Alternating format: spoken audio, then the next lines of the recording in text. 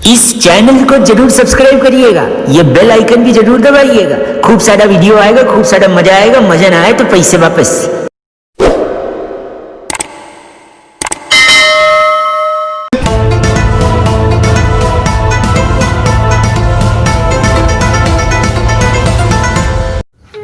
जय माता दी।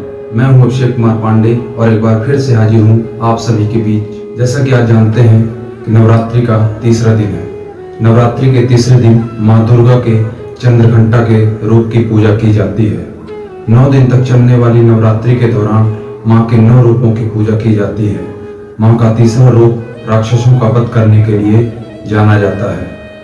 मान्यता है कि वह अपने भक्तों के दुखों को दूर करती हैं, इसलिए इनके 10 हाथों में कमल, धनुष, बाण, कमंडल, तलवार, त्रिशूल और गदा जैसे अस्त्र हैं। इनके कंठ में श्वेत पुष्प की माला और शीर्ष पर रत्न जड़ित मुकुट विराजमान है। ऐसी मान्यता है कि मां चंद्रघंटा की उपासना साधक को आध्यात्मिक और आत्मिक शक्ति प्रदान करती है, साथ ही चिर आयु, आरोग्य और सुख संपदा का वरदान देती हैं, जिससे संसार में यश, कीर्ति और सम्मान मिलता है। इनकी उत्पत्ति ही धर्म की रक्षा और संसार से अंधकार मिटाने के लिए हुई। मां चंद्रघंटा का स्वरूप अत्यंत सौम्यता एवं शांति से परिपूर्ण है। मां चंद्रघंटा और इनकी सवारी शेर दोनों का शरीर सोने की तरह चमकीला है। 10 हाथों में कमल और कमंडल के अलावा अस्त्र शस्त्र हैं। माथे पर बना आधा चांद इनकी पहचान है। इस अर्ध चांद की वजह से ही इन्हें चंद्रघंटा कहा जाता है। अपने वाहन सिंह पर सवार मां का यह स्वरूप युद्ध व दुष्टों का नाश करने के लिए तत्पर रहता है। चंद्रघंटा को स्वर्ग की देवी भी कहा जाता है। आइए जानते हैं मां दुर्गा ने यह अवतार क्यों धारण किया। कहते हैं जब दैत्यों का आतंक बढ़ने लगा तो मां दुर्गा ने मां चंद्रघंटा का अवतार लिया। उस समय असुरों का स्वामी महिषासुर था, जिसका देवताओं से भयंकर युद्ध चल रहा था। महिषासुर देवराज इंद्र का सिंहासन प्राप्त करना चाहता था। उसकी प्रबल इच्छा स्वर्गलोक पर राज करने की थी। उसकी इस इच्छा को जानकर सभी देवता परेशान हो गए। इस समस्या से निकलने का उपाय जानने के लिए भगवान ब्रह्मा, विष्णु और महेश के सामने उपस्थित हुए। देवताओं की बात को गंभीरता से सुनने के बाद तीनों को ही क्रोध आया।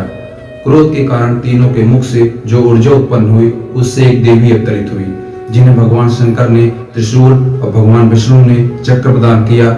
इसी प्रकार अन्य देवी देवताओं ने भी माता के हाथों में अपने अस्त्र सौंप दिए। देवराज इंद्र ने देवी को एक घंटा दिया। सूर्य ने अपना तेज और तलवार दी।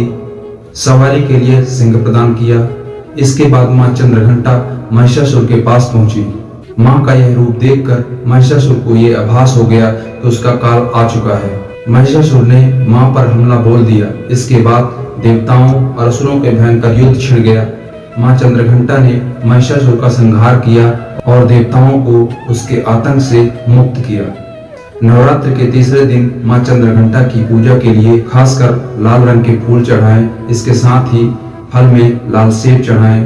भोग चढ़ाने के दौरान और मंत्र पढ़ते वक्त मंदिर की घंटी जरूर बजाएं, क्योंकि मां चंद्रघंटा की पूजा में घंटे का बहुत महत्व है।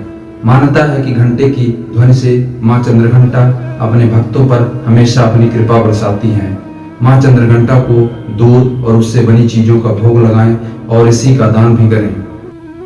मां चंद्रघंटा को मखाने की खीर का भोग लगाना श्रेयस्कर माना गया है। मान्यता है कि ऐसा करने से मां खुश होती हैं और सभी दुखों का नाश करती हैं। इसी के साथ जय माता दी।